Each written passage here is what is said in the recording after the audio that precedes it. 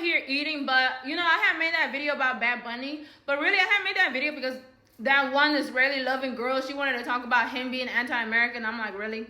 Israel's more anti-American and you love that. But anyways, like, but when it comes to Bad Bunny, I also do not think that he's a good example for Latinos. Some of his music is very catchy, but also Lucifer is the angel of music, and that's the whole point, right? That's why in Islam they tell you not to listen to music, because yeah, I think a lot of his music videos is very demonic and has a lot of like ritualistic things, and I really do not like that. Like I said, I do not think that is a good example for Latinos. In Latin America, we value family, and a lot of us value God and Christianity. In Latin America, we have enough problems as it is. We have enough agendas trying to literally tear apart the family unit structure that we have in Latin America and the Christianity that we already have. And him dressing up like a woman, I was like, no, this is not okay. Like in my country is really conservative, very conservative compared to other parts of Latin America, and those types of things will not fly by.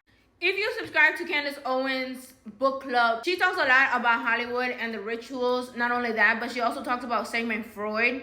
You know, Sigmund Freud is a disgusting man, and this is why I'm sick and tired of all these colleges talking about, oh, he's the founder of psychology. No, he is a pedophile. But anyways, when it comes to all of that, there is this, she also talks about this Frankist movement, and how a lot of it was to infiltrate religions. And in part of that Frankist movement stuff, there is, you know, the Kabbalah, where they talk about the Kabbalah. Yes, the Kabbalah has Jewish ties, but in this case, it's not about that. It's about rituals, right?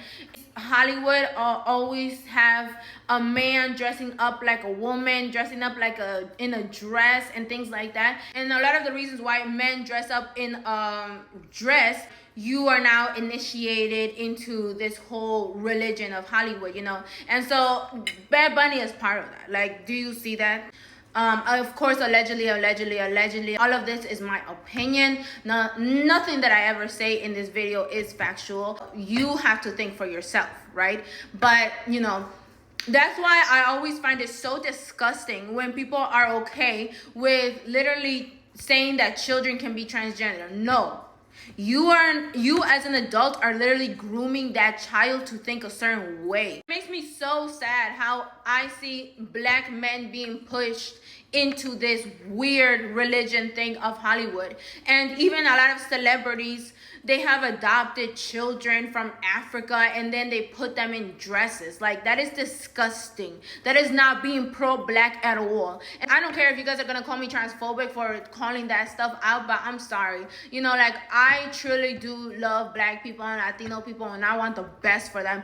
And I see how a lot of demonic energies are trying to attack our culture and trying to pervert our people and things like that. And I'm not gonna shut up about it. You know, that is why I am a conservative, because like, I am so glad I found Candace Owens, because I really started waking up. It's just insane. And it's not a left versus right thing. It's about good and evil.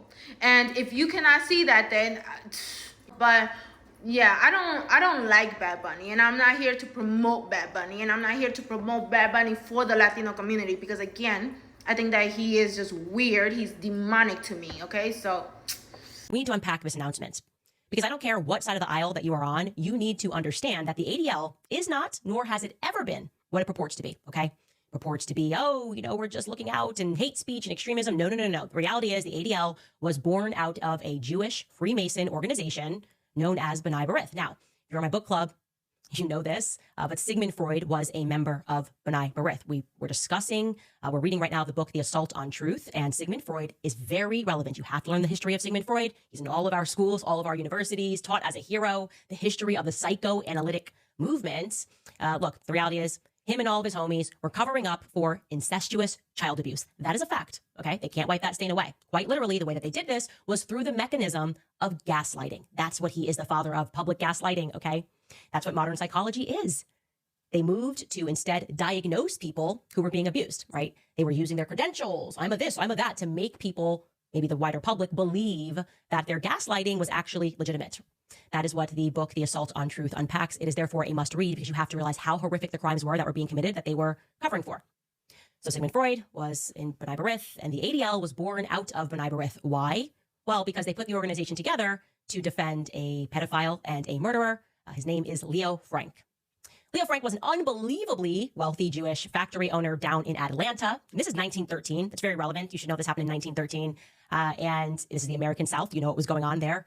And Mary Fagan was a 13-year-old girl who worked at his pencil factory. She was found brutally raped. Okay, she's a Catholic girl, by the way. I want to say that. She was a young Catholic girl.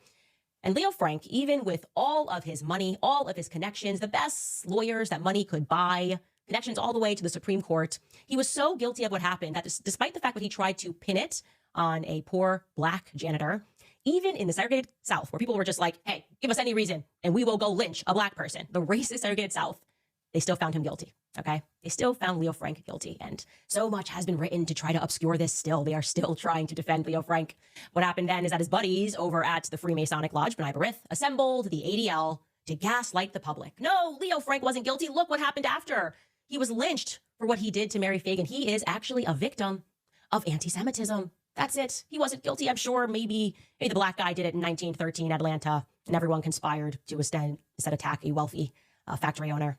Like I said, to this day, they are using those mechanisms to try to gaslight us and to pretend that Leo Frank was really the victim in this tragedy. It's utterly demented. I will never let it stand. He killed Mary Fagan. He is still guilty of that crime, no matter how much the ADL tries to obscure that. And by the way, if you want to learn more, you should learn more about Mary Fagan's murder. I can point you guys, there's a book called The Murder of Little Mary Fagan, and it is written by a relative of hers, and that relative's name is also Mary Fagan. You should read the details of what happened 100 years ago.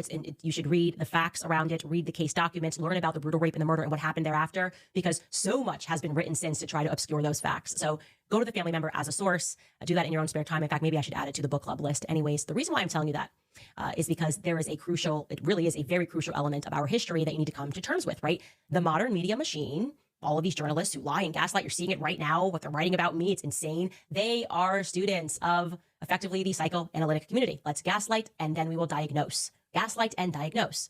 Seeing it happen in real time pertaining to the Charlie Kirk case. We watched him be murdered, and then we watched the feds lie to us rather fanatically. The text messages, I think, were really the what is going on. And now they're yelling at us for noticing. Like, we are all being abused right now by the press, right? They're trying to spin it. No, I can't believe people have questions. The conspiracies are so bad. These text messages were totally legit.